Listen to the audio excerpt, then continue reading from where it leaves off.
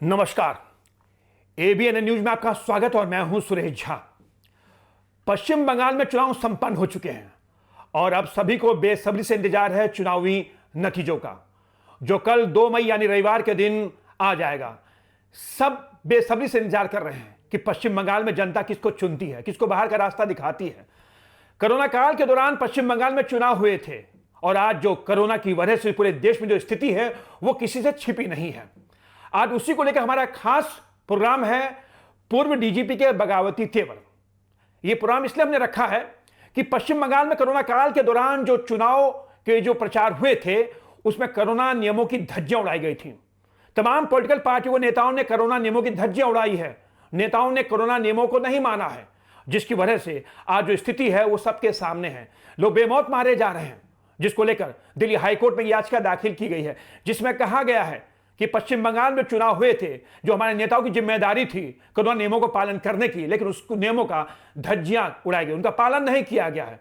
तो इस ऐसे में उनके खिलाफ कार्रवाई करनी चाहिए। तो यही हमारा खास प्रोग्राम है पूर्व डीजीपी के बगावती तेवर।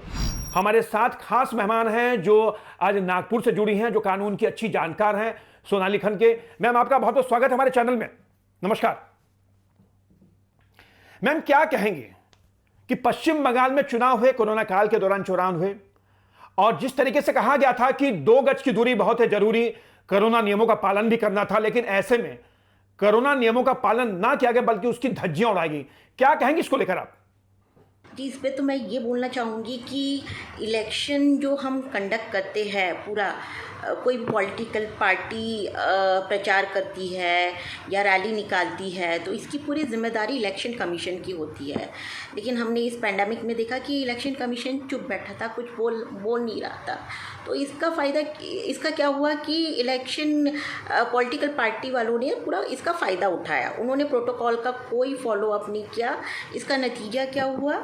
कोरोना फैल गया और एक ही जगह नहीं, जहाँ जहाँ रैली हुई वहाँ हज़ारों के क्वांटिटी में हम कोरोना पेशेंट्स पाए गए हैं। तो इसीलिए इसी कारण की वजह से जब इलेक्शन कमीशन कोई स्टेप नहीं ले रहा है तो मजबूरन कोर्ट ने याचिका दायर की है। मैम, मेरा आपसे दूसरा सबसे अहम सवाल यह है कि चलिए, कोरोना काल के दौरान चुनाव हुआ, चुनाव होना भी जरूरी था क्योंकि सरकार नई बननी भी जरूरी थी, तभी शासन चलता भी है। लेकिन मैम, मेरा आपसे दूसरा सवाल यह है कि पूरे देश में महामारी एक्ट लागू हो रखा है और चुनाव करवाने की जिम्मेदारी चुनाव आयोग की होती है, लेकिन इस महामारी एक्ट के दौरान क्या क्या करनी चाहिए और क्या क्या नहीं करनी चाहिए, तो कहीं ना कहीं चुनाव आयोग की भी जिम्मेदारी बनती थी कि वो नियमों का कड़ाई से पालन करवाए। लेकिन पश्चिम बंगाल में हमने देखा कि जिस तरीके से नियमों की जो धज्जियां उड़ाई गई हैं, क्योंकि कल जो नतीजे आएंगे 2 मई के बाद, उसके बाद जब वहां पे टेस्टिंग शुरू होगी तब वहां पे कहीं ना कहीं एक बहुत बड़ा जो है कोरोना विस्फोट होगा और वहां पे जब विस्फोट होगा तो कह सकते हैं कि पूरे देश के अंदर एक तबाही का मंजर हमें देखने को मिलेगा। लेकिन ऐसे में जिन नेताओं ने इन नियमों की धज्जियां उड़ाई, जिन नेताओं ने उन नियमों को नहीं माना, लेकिन क्या इतना दोषी जितने नेता हैं, जितने पॉलिटिकल पार्टियां हैं, क्या उतना ही दोषी ये चुनाव आयोग नहीं है? आपको याद होगा, मैं आपको याद दिलाना चाहता हूं कि मद्रास हाईकोर्ट ने बहुत कड़ी टिप्पणी की थी। मद्रास हाईकोर्ट ने यह कहा था कि चुनाव के दौरान जो धज्जियां उड़ाई गई नियमों की और जो कोरोना फैला है, जो दूसरी लहर जो फैली है, उसके जिम्मेदार कोई और नहीं बल्कि चुनाव आयोग है। इस पे हत्या का मामला दर्ज होना चाहिए। तो मैं आपसे जानना चाहता हूं कि क्या चुनाव आयोग की कोई जिम्मेदारी नहीं थी उन नियमों का पालन करवाने की? जी, इस पे मैं तो ये बोलना चाहूँगी कि जो हमारे नेता है उन्होंने रैली के वक्त प्रोटोकॉल फॉलो नहीं किया था। तो वो रैली निकाले, लोगों तक पहुँचे, लेकिन सोशल डिस्टेंसिंग ये सब कुछ फॉलो नहीं किया गया था।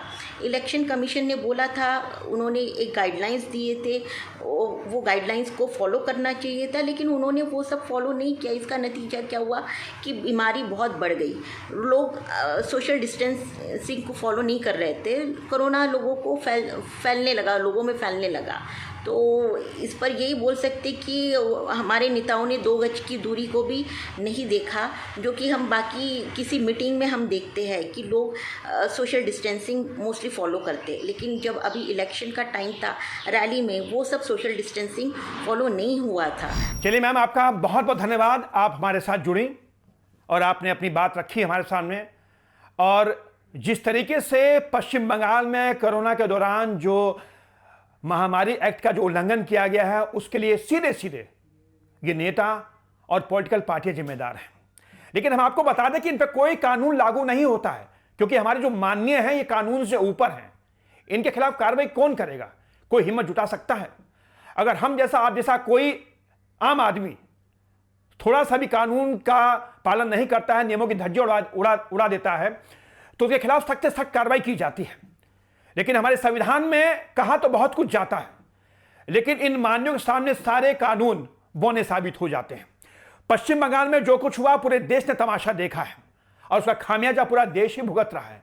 आज जो हालत देश में है, देश में जो त्राही त्राही मची हुई है, आज मौत का मंजर जो हमें देखने को मिल रहा है, उसको रोका जा सकता था, लेकिन हमने नहीं रोका। हम रोकते भी क्यों? क्योंकि हमको सीट प्यारी है, और सीट मिलती है तो हमारा सीना चौड़ा होता है, और सीना जब चौड़ा होता है तो हम कह सकते हैं कि हम मुख्यमंत्री, हम मंत्री हैं। और भुगतता कौन है? आम आदमी जो वोट देता है। लेकिन आज हमारे सामने जो स्थिति पैदा हुई है, उसलिए कम से कम इन तमाम नेताओं को सोचना चाहिए था, समझना चाहिए था कि वो क्या करने जा रहे हैं। खैर देखिए, कल के नतीजे आते हैं, लेकिन कहीं इतना तो तय है कि नतीजे चाहे कुछ भी हो, लेकिन आज जो हमारे देश में हालत है, उसके लिए हमारा देश, हमारे नागरिक, हमारे आम लोग इन नेताओं को कभी माफ नहीं करेंगे। तो यह था हमारा खास प्रोग्राम पूर्व डीजीपी के बगावती तेवर। आपको कैसा लगा, आप हमें जरूर बताइएगा। नमस्कार।